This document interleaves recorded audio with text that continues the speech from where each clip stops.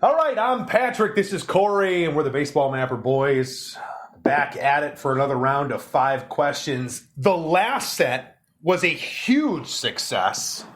Yeah, thank you. It's all the questions. And I don't know if it's so much like publicly as much as I got a kick out of it. Thank you so much. A lot of legwork done by you on the front end, having to create questions. I don't know what you're going to ask. I figure you're going to piss me off sometimes. I figure you're going to say take pot shots at the White Sox. It's almost a given.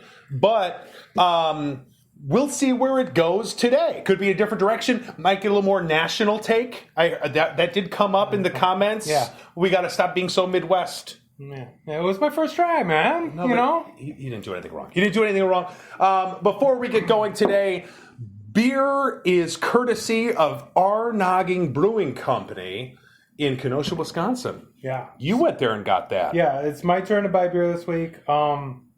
When I went in, they got the best art on the wall. They got all this art hanging on the wall.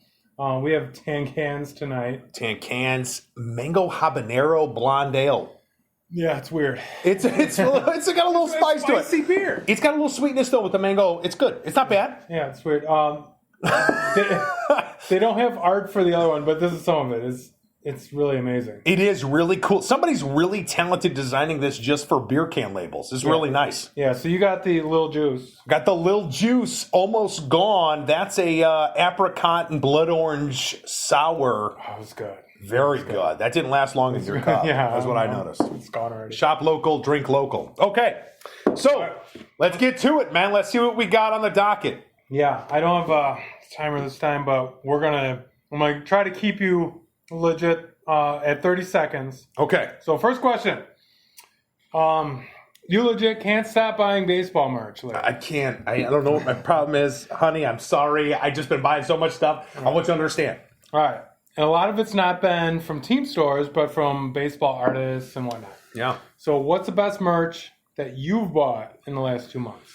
Oh, 30 seconds. That's really hard. Okay, so I've got quite a few that I think would be at least possible winners of that. I've got Nico Orrock is a West Coast artist. They put a book together about the All-American Girls Professional Baseball League. Great book. I believe you also got some stuff. The Pop Fly prints are incredible.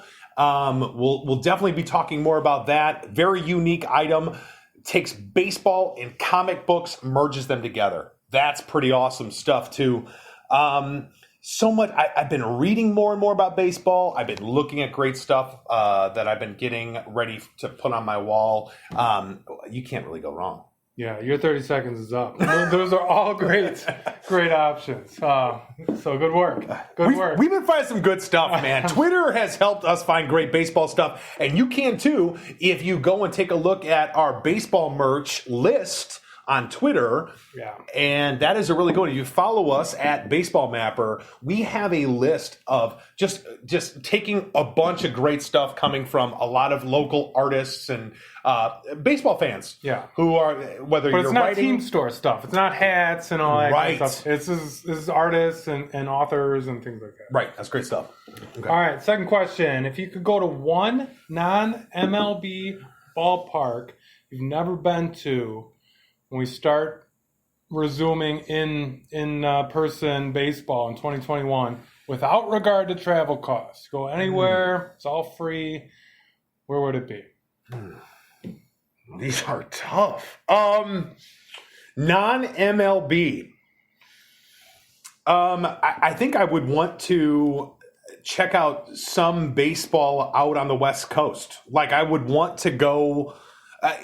We haven't really made it to the West Coast, so going to California would be awesome. And it's funny because what I think of most is I think about these different teams that play in the West Coast League as a collegiate summer league there, whether it's the Portland Pickles. Put me someplace in Oregon and California. There is so much to choose from besides major league teams for sure. All right, so we're going to count that as Stump the Patrick. That was tough. That was a tough one. That was tough. Like, where would I go, especially without travel costs? Right. Yeah, so I mean, I'm with you. Go out west because we rarely get out there. On our road trips and stuff. We can go to the East Coast and all that. Right. We rarely make it out west. All right. Third question. Third question already. Third question. Here we go. So we were at the first appearance of the Freeze at Truist Park. Oh my gosh, we were. Right. So it was SunTrust Park when we were there. It was Right. the inaugural season of SunTrust Park for the Atlanta Braves, right? So if you're not familiar with the Freeze, he races a fan foul pole to foul pole. I believe the fan gets a head start. The fan gets a giant head start. Right. And the Freeze is like was a college track athlete. Yeah, a borderline Olympian. So the way it goes is, the fan goes and he thinks he's going to win, and then the Freeze blows by him in the last second. Very much at the end out there in right field. All right. So the question is, I'm the Freeze. Okay. Keeping in mind all the times I've beat you in 5Ks, as you answer, how big of a lead do you think you need to beat me? Okay. I see what you did there. That's good. That's good stuff. Okay. So I think if I got into center field, as soon as I got in, because this is an endurance thing. If you remember when we were at the Braves game, we happened to be at the game there. I think they were playing the Mets, and that freeze run made it to Sports Center because the guy was just like celebrating as he was heading into right field, and then he like tripped, fell. It was embarrassing. Right. I wouldn't do that, and I've been working on my endurance, man. I think I could get him. If you let me get into center field. He's kind of fast, plays basketball like 5 times a week or whatever. He's sleepy quick. I think if I could just get about to where Luis Robert covers for Eloy, center left field, I think I could make it. All right. You son of a bitch. I know. Of course. I did not expect that kind of troll, but that's good. That's a good one. That's a good one. All right. It gets better. So 2020 and the pandemic, this is question 4. 2020 and the pandemic took over, took away the outfield net discussion out of our minds, right? Yeah. So 2021 should see the return of in-person MLB games. Right. What's your opinion of the nets that go all the way to the foul pole? That's a good question. All right, I get it. People need to be safe. But I've been at plenty of games where I've seen people get hurt by a ball that's 30 rows back, get hit by a ball that's in the second level, like in the actual lodge terrace area in guarantee right field. You always have the ushers who would always be great, even at Wrigley Field, coming around, making sure people aren't on their cell phones. That's really the danger of it. If you come to a baseball game and you're going to sit on the baselines, you have to be alert. You have to be. And it doesn't matter if there's a net there or not. That's a false sense of security. If you're on the baseline and you're 30 rows back, you could still get hit. I've seen that happen in a game. It just medical sucks. attention. It sucks for, they got to flip the balls up over the net now, right.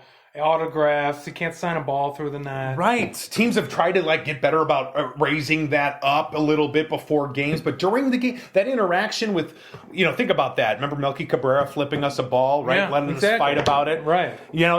Those kind of things aren't going to happen. I'm not crazy about the nets on the baselines. Looking at the angle down. Oh, the yeah. net, right? That's no good. If you're all the way down the line heading towards the outfield, that's no good. All right. Last question. Last one. In the past week, they decoded the Zodiac Killer's ciphers that have been unbroken for 50 years. If you're not familiar, these were coded messages from a serial killer 50 years ago, basically taunting the police. Yeah. Right?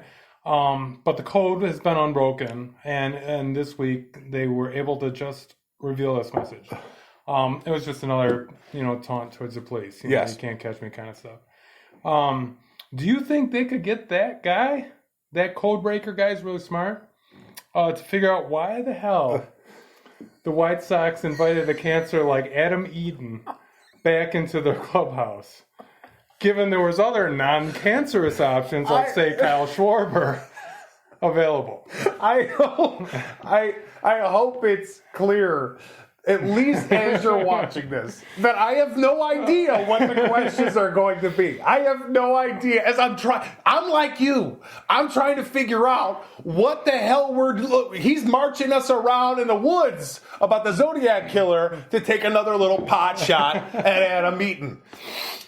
Here's the thing. Answer the question. He's a champion, okay? He's a champion now with the Nationals. Adam Eaton's going to come back, and he's going to be a better leader than he was before, I hope. But he says he's improved. He says he's improved. He's matured.